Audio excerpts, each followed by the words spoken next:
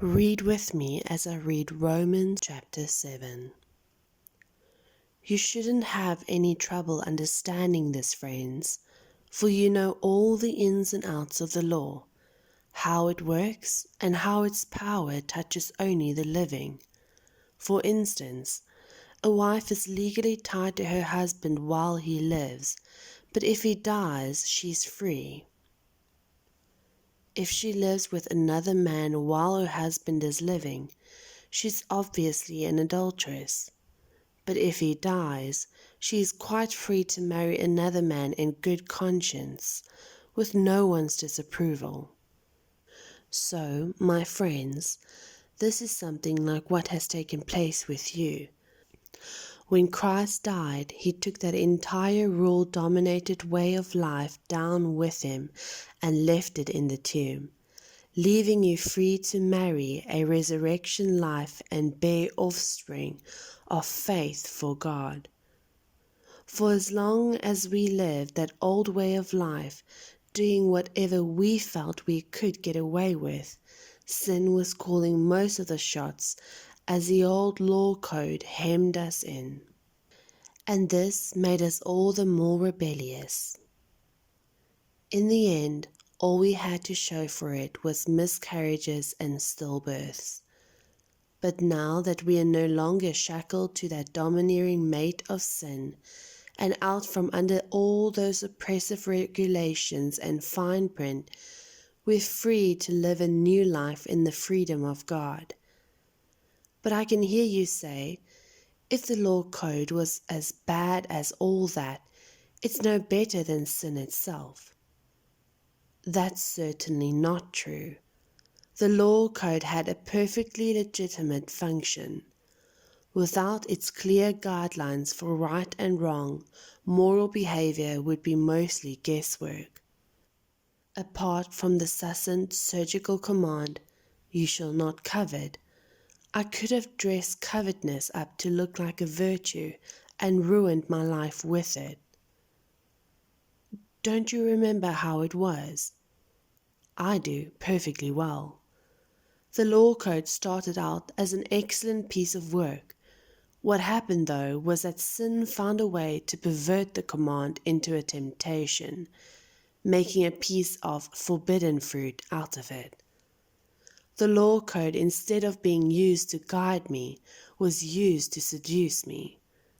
Without all the paraphernalia of the law code, sin looked pretty dull and lifeless, and I went along without paying much attention to it.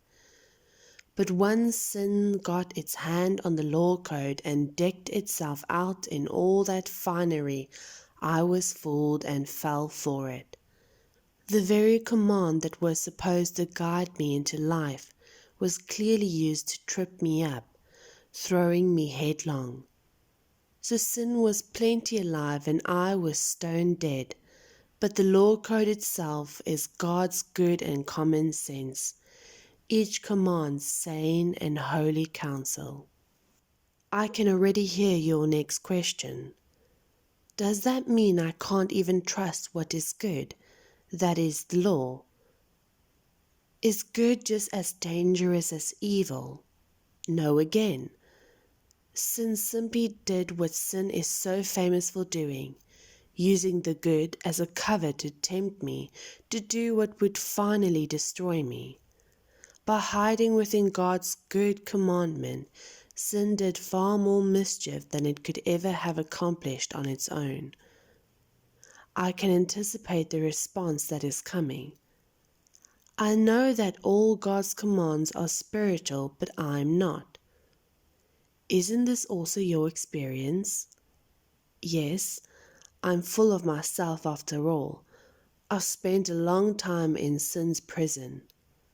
What I don't understand about myself is that I decide one way, but then I act another, doing things I absolutely despise.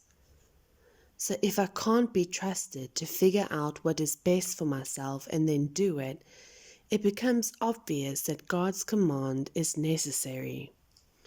But I need something more, for I know the law but still can't keep it, And if the power of sin within me keeps sabotaging my best intentions, I obviously need help. I realize that I don't have what it takes. I can will it, but I can't do it.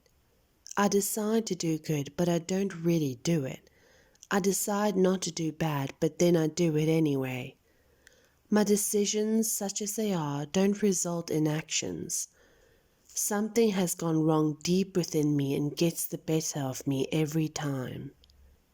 It happens so regularly that it is predictable. The moment I decide to do good, sin is there to trip me up. I truly delight in God's commands, but it's pretty obvious that not all of me joins in that delight. Parts of me covertly rebel, and just when I least expect it, they take charge. I've tried everything and nothing helps.